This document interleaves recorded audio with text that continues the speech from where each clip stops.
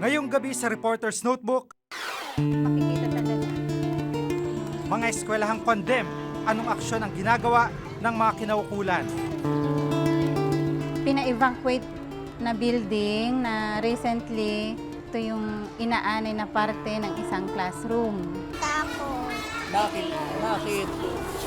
Kasi baka po yun yung mabababaksak naman po yung eskwelahan namin. Mga Pinoy na naghihirap sa East Timor, paano tinutulungan ng gobyerno? Narikot kami ng isang Pilipina na ang sabi niya maganda raw dito, malaki yung sahod dito. Ayun naman, aniwala kami, ayun, napunta kami dito. Tapos, nung napunta kami dito, akala naman totoo yung sinasabi na yun pala hindi. Pamimeke ng pasaporte, kailan matatapos ang problema? Alam mo, sa computer age, garbage in, garbage out. So, kahit ano sabihin mo, basta garbage ang pinasok mo, garbage pa rin ang ibibigay sa'yo. So, yung pagpepeke, hindi dito lang sa mga lumang passport system natin eh. Personal naming inalam, Sinaliksik ang bawat anggulo. bawat detalye kinumpleto. Ang lahat ng yan nakatala sa Reporter's Notebook.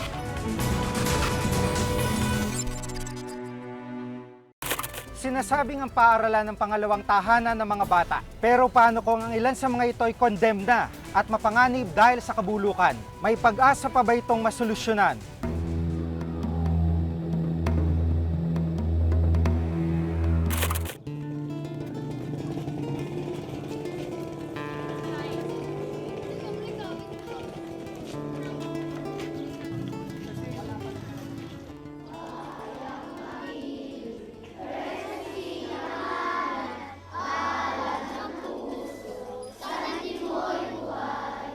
Sa unang tingin tila ordinaryong araw ito para sa mga estudyante ng Panghulo Elementary School sa Malabon. Pero hindi ito tulad ng mga karaniwang araw. Sa kauna-unahang pagkakataon, magkaklase ang mga estudyante sa labas ng classroom.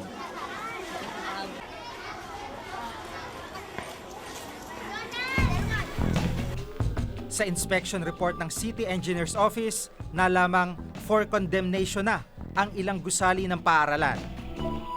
Ibig sabihin, dapat na itong i-demolish at palitan ng bagong gusali. Ito yung parts ng pina-evacuate na building na recently na-inspect. Ito yung inaanay na parte ng isang classroom. 1968 pa nang itayo ang magkadikit na two-story building. Ang mga kwarto, inaanay na. Example, yung sahig na to, talagang nabubulok na.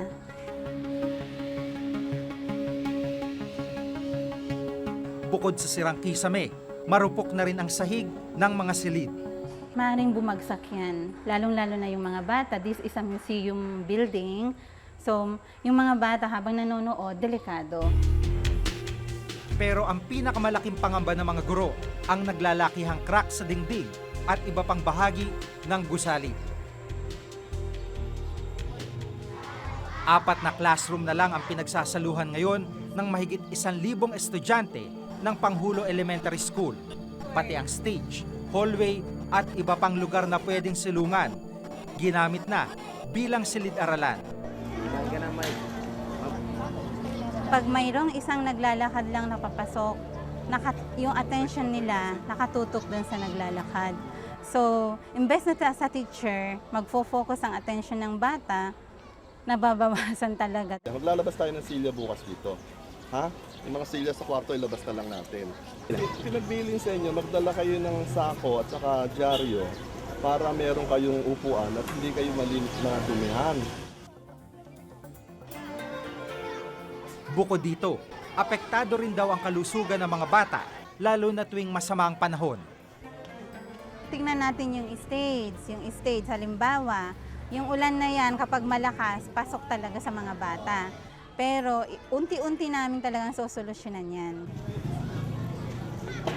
Pares po ngayon, 3 hours lang yung grade 2 ko. Parang gano'n na lang yata uli, 3 hours na lang. E di kaunti lang po yung mapapag-aralan nila. Kung meron man silang gagawin ng DepEd, bilisan. Kasi baka wala na matutunan yung bata sa loob ng taon na to. Mahigit 5 bilyong piso ang pondo ng Department of Education o DepEd para sa school building program ngayong taon. Mahigit 3 bilyon dito mapupunta sa rehabilitasyon ng mga sirang classrooms. Umaasang DepEd na matutugunan ng problema sa mga sirang paaralan ngayong taon. Starting this budget, next year's budget, we will focus on repair. Kasi natugunan na namin yung need ng red and black schools. Siyempre, we will concentrate now dun sa mga repair of the facilities.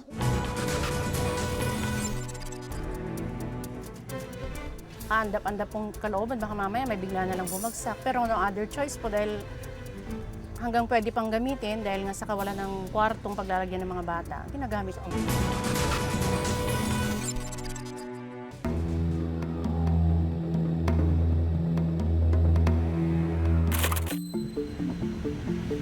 Sa Karangyan Elementary School sa Tarlac City, inabutan namin ang building na ito. Mahigit 3 dekada na itong ginagamit. Kinakalawang na ang poste. Malaki ang mga crack sa pader. Bakas rin ang tulo ng ulan sa sirang kisame. Pero ang gusaling ito, ginagamit pa rin ng ilang mga mag-aaral. Ang katabi nitong building, tila babagsak ng bubong anumang oras. Halos maubos na ng anay ang kahoy na sumusuporta dito. Pero maging ito'y pinapagamit pa rin sa mga estudyante. Andap-andap pong kalooban, baka mamaya may bigla na lang bumagsak. Pero no other choice po dahil hanggang pwede pang gamitin dahil nga sa kawalan ng kwartong paglalagyan ng mga bata, ginagamit po rin po. Ayon sa inspection report ng City Engineer's Office ng Tarlac, mapanganib gamitin pa ang mga naturang gusali. For condemnation na ang Marcos type building. Katunayan, taong 1990 pa nang ideklarang hindi ligtas gamitin ito matapos ang lindol. Habang ang home economics building naman, maaari lang gamitin matapos ipagawang inaanay nitong bubong. Kung safety ang pag-uusapan, we should not compromise that, no, as far as possible. That maaari, yung order ng building official, pag sinabing vacate the building, kahit na makikita natin intact yan, we do not know when will that come, no, yung aksidente. Kung hindi po ipapagamit itong dalawang building na ito, itong side nito po ang gagamitin, talagang magkakaroon po ng shifting. Sa pinakahuling listahan ng DepEd, sa mahigit 40,000 pampublikong paaralan sa bansa, lumabas na halos 400 rito may sira. We have the current programs in the Department of Education. We called it ASSIS, Assessment of School Building Structural Integrity and Stability. We have the 20% assessment already. It's ongoing still. Hindi kasama sa listahang ito ang Karangyan Elementary School. Pero ayon sa DepEd, regular ang kanilang ginagawang inspection sa mga school building. Quarterly, we make it a point that we visited some schools by random inspection, especially yung mga reported na hindi na structurally safe and sound yung mga school buildings. Dagdag ng DepEd, hindi lang daw dapat silang nagsasagawa ng inspection at monitoring ng mga sirang school building. It's DPWH. Kasi we just provide the listing of the school building for new and repair. Kasi hindi naman na new construction lang ay pinoprovide ng DPWH. Meron din silang mga repair, rehabilitation of classrooms. Especially kung structurally unstable na yung building, we make it a point na ang gagawa siyempre is the expertise, the DPWH. Yun nga dyan magulo eh, kasi walang opisinang uncharged na directly involved sa future ng school building. Kagaya ngayon, ano nangyayari ngayon? Multi-billion ang budget. DepEd, lang. Pero dapat meron tayong Bureau of School Buildings.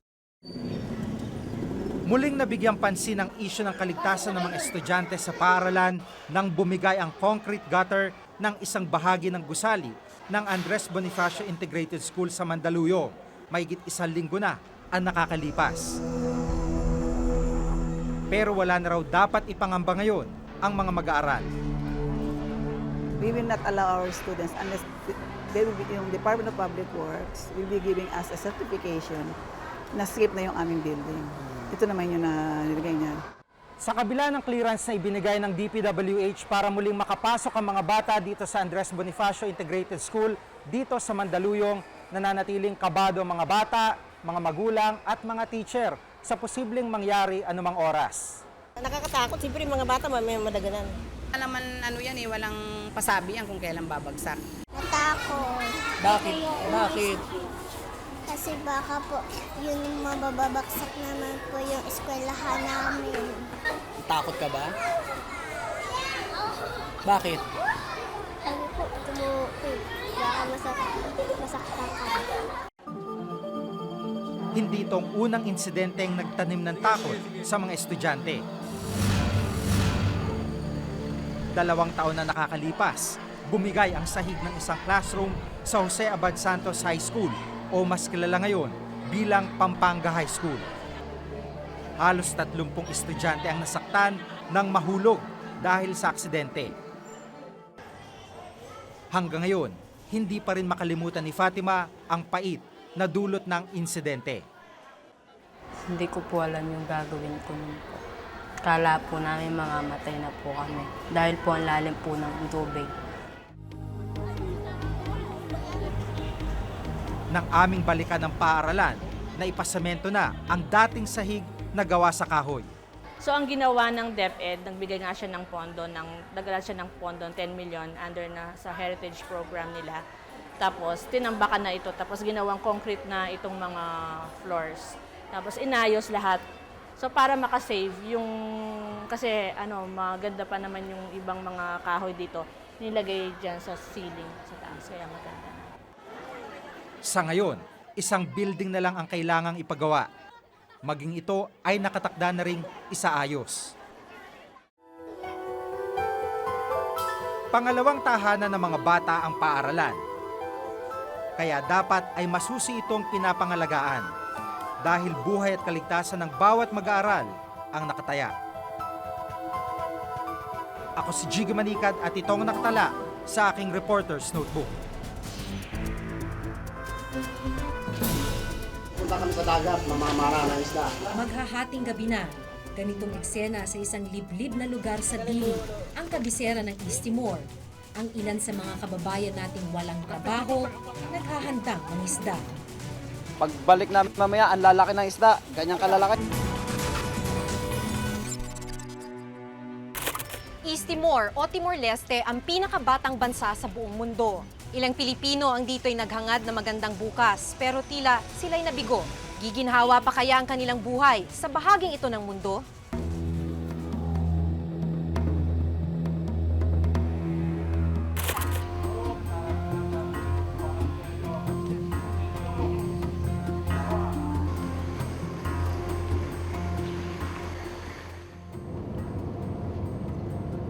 Mahigit kalahating dekada matapos madeklara ang kalayaan ng East Timor o Timor-Leste mula sa Indonesia, patuloy pa rin ang pabugso-bugsong kaguluhan sa pinakabatang demokrasya sa mundo.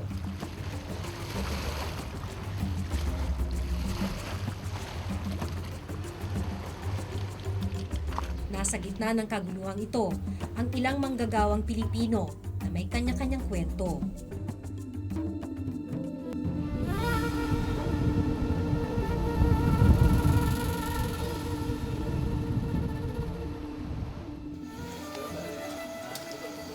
Punta kami sa dagat, mamamara ng isda.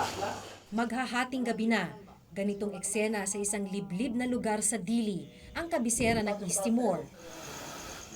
Ang ilan sa mga kababayan nating walang trabaho, naghahandang mangisda. Ito pana, maliit, para sa malaki na isda. Tapos, ano gagawin niyo sa isda na yun? Wala kasi kaming ulam ngayong gabi, bagoong lang eh. Galing sa amin to, sa Camiguin, 40 pesos. Bumili ako ng 5 para lang dalhin dito. Ito naman guma, galing sa Divisoria. Bili. Kasi walang guma na ganito dito eh. Punta kami sa dagat. Maya-maya pa, handa na silang pumalaot. Sigurado madali ka. Oo, madali ka. Hinihiram lang nila ang bangka sa mga kaibigan nilang Timorese. Ito na lang daw ang paraan para masigurong hindi sila magugutom.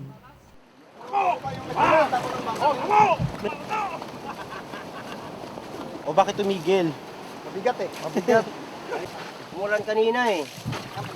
Ganito talagang buhay ng Timor. Di tulad ng mga bangkang pangisda sa Pilipinas, mabigat ang bangkang nahiram nila. Hubog kasi mula sa buong puno ang bangka. Wala kaming ulam kaya manguhuli kami. Pagbalik namin mamaya, ang lalaki ng isda. Ganyang kalalaki oh. Oo nga.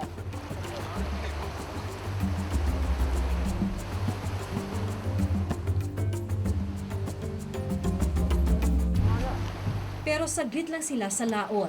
Bakit mo bumalik? Wala, namatay yung ilaw eh, nabasag. Malakas ang alon. So hindi na pwede yun? Hindi na. So hindi kayo makakahuli ngayon? Hindi. Uwi na lang. Basag na basag. Isa si Mang Mario sa mga nangisda noong gabing yon. 2 linggo pa lang siya sa East Timor at walang trabaho. Mahina kita sa Pilipinas eh. Kaya yung mga kasama namin nagpunta rito kaya naano na rin ako na pupunta rito.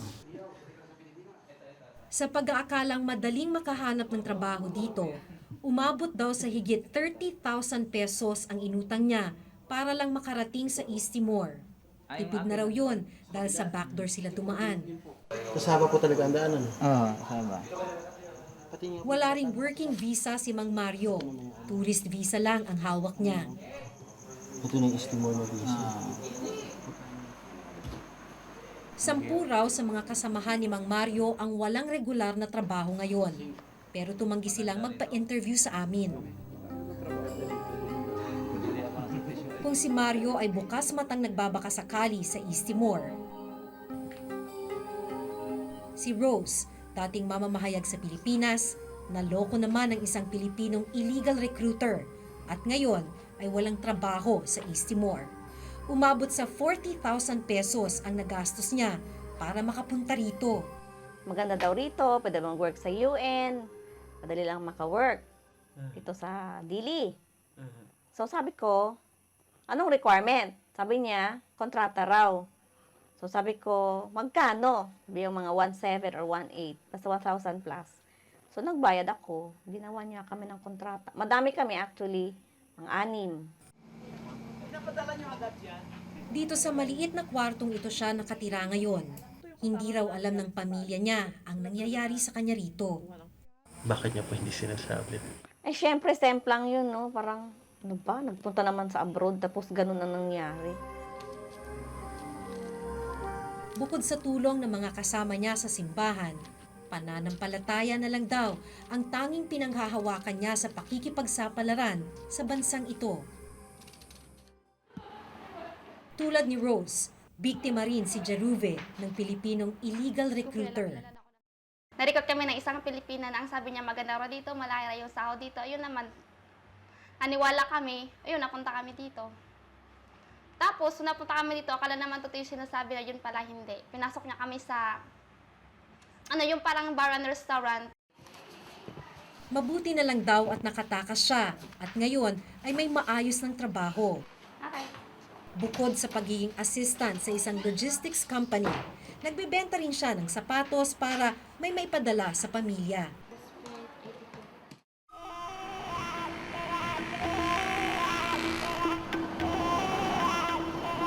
Sa huling bilang, lagpas 5,000 Pilipino ang nasa East Timor ngayon. Hindi pa kasama rito ang mga iligal. Sa kabila ng tagumpay ng marami sa mga kababayan natin sa bansang ito, marami ring problemang kinakaharap ang ilan sa kanila. Isa na ang seguridad.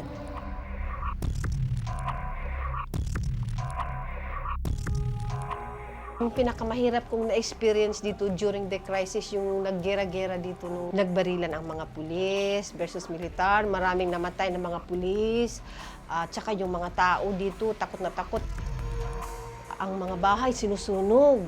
Isa na rin kami doon, kamunting na nga kami masunog. May mga lugar nga tulad ng Fatuhada District sa Dili na bakas pa ang karahasang nangyari ilang buwan pa lang ang nakararaan. Walang trabaho si Aling Medi. Nagbabantay siya ng internet cafe ng anak niya ngayon. Tanda pa niya na wala raw tulong na nanggaling sa ating embahada doon noong panahong magkagulo. 3 linggo kaming pabalik-balik sa embahada ng Pilipinas sa East Timor. Pero tumanggi silang magbigay ng interview. Sa halip, sa Department of Foreign Affairs sa Pilipinas na lang daw kami kumuha ng pahayag. Wala naman daw magagawa ang DFA para pigilan ang mga Pinoy na magtrabaho ng iligal sa East Timor. Mahirap kasi po yun kasi when they get out of the Philippines, they possess visitor's visa. And their prime purpose of going out when they talk to the immigration officer at the NAIA is that they're going for tourism purposes. So, they could invoke their constitutional right to travel. Hindi rin nababahala ang DFA sa mga kwento ng paghihirap na pinagdaraanan ng mga Pilipino sa ibang bansa. Karaniwan na raw kasi ito at hindi naman sila nagkukulang sa paalala. We encourage all Filipinos who are going abroad to work to go through the legal processes through the Philippine Overseas Employment Agency. Unfortunately, a number of them do not pass through the POA. Ang tila pagwawalang bahala ng mga kinauukulan, nagpapalala sa sitwasyon ng mga Pilipinong nasa East Timor na ang tanging pangarap ay mapabuti ang kanilang buhay at kabuhayan ng kanilang pamilya. Narinig na nga siguro natin dati ang kanilang istorya pero hindi mababawasan ang hapdi ng pagkapit nila sa patalim kung tatalikuran lang natin sila. Ako si Maki Pulido at ito ang nakatala sa aking Reporter's Notebook.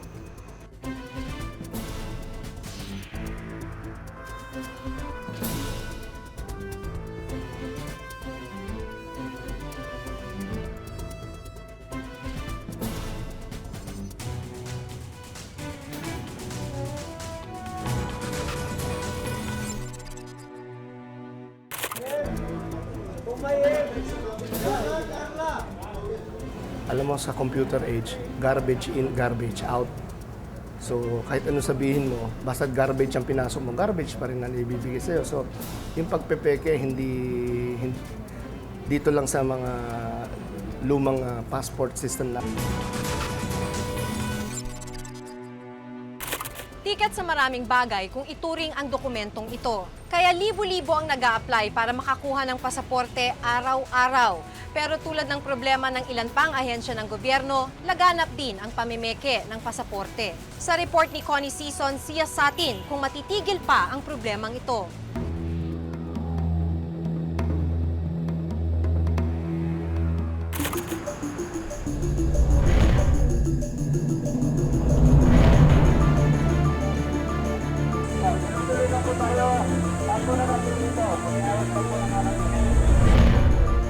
Bawat araw, umaabot sa 5,000 katao ang nag-a-apply ng pasaporte sa Department of Foreign Affairs sa Pasay.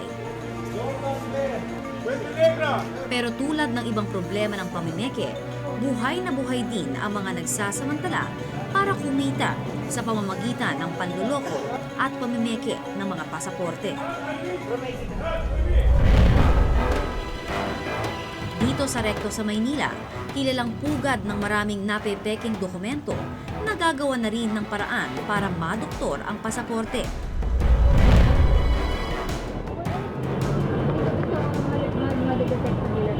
Hindi, original yun eh. Kapansin-pansin ang patuloy na pagtaas ng bilang ng mga kaso ng pamimeke ng pasaporte nitong mga nakaraang taon. Sa labas mismo ng DFA, pakalat-kalat ang mga fixer katulad nito. Nag-aalok ayusin ang birth certificate para palabasin sa pasaporte na hindi menor de edad ang isang nais magtrabaho sa abroad. May pangalan mo,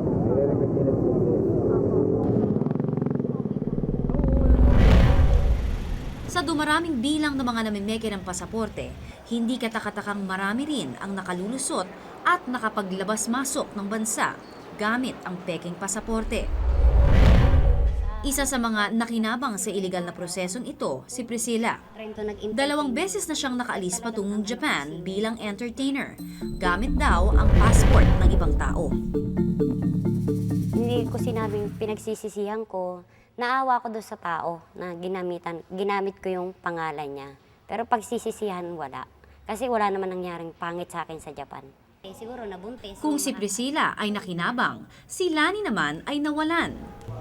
Paalis na daw sana siya para mag-domestic helper sa ibang bansa, pero nagkasakit ang kanyang anak kaya minabuti niya itong ipagpaliban. Nagulat na lang siya nang ipagamit sa iba ng kanyang employment agency ang kanyang pasaporteng may tatak na ng visa. Sabi ko, pwede ba yun? Sabi ko, oo, pwede lang yun kasi ano lang naman yan, picture lang naman yung doon, nag-iba, pangalan mo pa rin. Sabi ko, sama mo naman. Sabi ko, pag makita sa pamilya ko, si Lani nang nakaw doon sa may nandito lang palaya ako sa Manila. Sabi ko, paano yun? At saka kung halimbawa, nakulong, siyempre akong nakulong ang pangalan. Ano ang pakiramdam mo ngayon, Lani, na may nakagamit ng passport na iba? Siyempre ma'am, masama. Kasi sangla namin yung kabuhayan ng mga magulang ko. Tapos ngayon, ibang nagamit. Nagkakita na sila doon ng passport ko, nakapera sila. Samantala, ako nakabaon pa rin dito sa Manila nagtrabaho. Kadalasan, kung may problema sa dokumento, hindi sila makahintay or mahal yung proseso para lang maitama yung kanilang birth certificates kung ano mga dokumento. So usually I'd say 95% of the cases involving mga tampering are for economic reasons. Operation Baklas kung tawagin ang proseso ng pagpapalit ng picture sa isang passport. Binabaklas din ang mga pahina ng passport na may tatak na para ikabit sa passport na wala pang visa. Madali lang daw palusutin ito dahil ang ilang mga sangkot sa operasyong ito ilang kawani ng gobyerno. Kinumpirma ng aming source na dating nagtatrabaho sa isang travel agency ang tumitinding lagay ng syndicated passport fixing sa bansa. Paano nakakalusot yun? Merong mag-a-assist sa airport na immigration officer. Pero ang mangyayari ho dito, connecting flight para iba-iba yung mag-a-assist sa kanila. Pag nandun na yung tao sa lugar na pupuntahan niya, ibabalik dito yung passport at ipapagamit ulit sa ibang tao. Ang ilang travel agencies naman, may kakonsyaba umano sa loob mismo ng ahensya. Meron talaga ho sa loob ng DFA, may pila ang travel agency sa loob. May sariling pila may sariling window kami doon. So sa ganung sistema, nakakilala ng mga liaison officers, yung mga empleyado. Pag medyo madalas kang nagpoproseso ng passport, mas nagkakakilala sila at minsan doon nag-uumpisa yung mga anomalya. Pero ayon naman sa DFA, iniiwasan nila ang ganitong mga pangyayari sa pamamagitan ng pagririgodon ng mga naka-assign na DFA processors sa bawat window. Ayon kay Attorney Jeronimo C. ng DOJ Task Force on Passport Irregularities, ang patuloy na pagkakaroon ng mga fixer ay sintomas ng mahinang sistema ng gobyerno. May kasabihan, where there is delay in the system, may fixer. No? Kung mabilis lahat, proseso lahat, kompleto lahat, wala ka namang problema sa pag-apply sa passport man, sa birth certificate man, or sa titulo sa lupa, or sa court case, then you don't need fixers. No? If there are fixers, that is symptomatic na may problema sa sistema. Kamakailan lang ay naging laman ng mga balita ang pagsagip sa mga batang biktima ng trafficking sa labas ng bansa, kung saan sila'y nakaranas ng iba't ibang klase ng pang-aabuso. Karamihan sa kanila ay nakalusot ng dahil na rin sa mga palsipikadong dokumento. Kabilang na dyan ay ang pagkakaroon ng mga peking passport.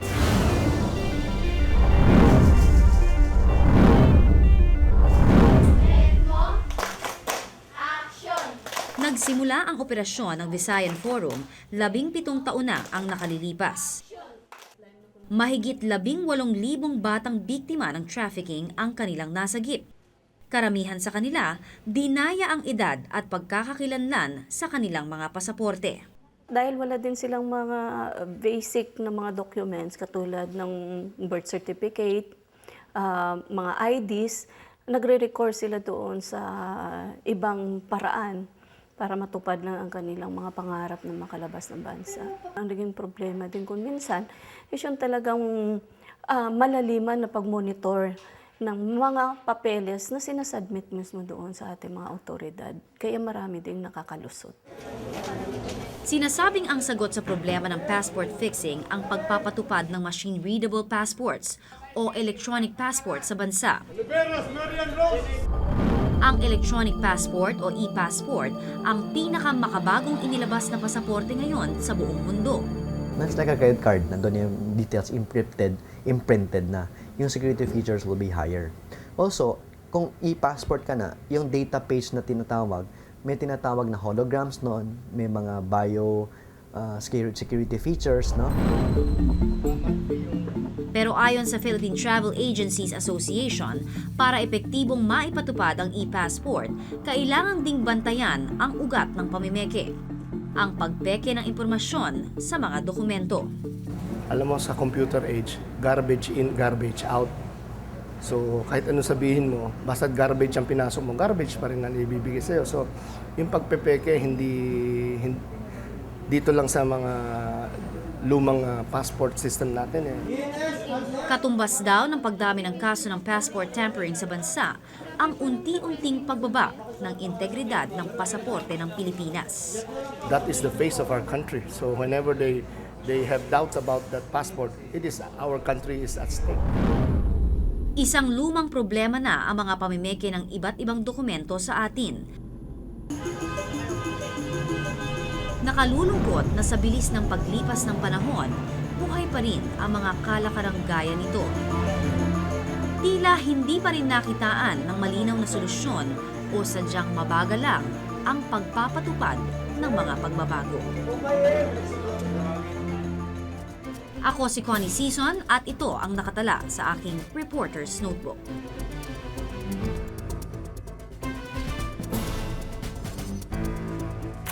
Kung may nais kayong ipasiyasat na issue o balita, maaari kayong tumawag sa amin sa numerong 982-7777, local 1424. Maaari rin po kayong mag-email sa reportersnotebook@gmanetwork.com.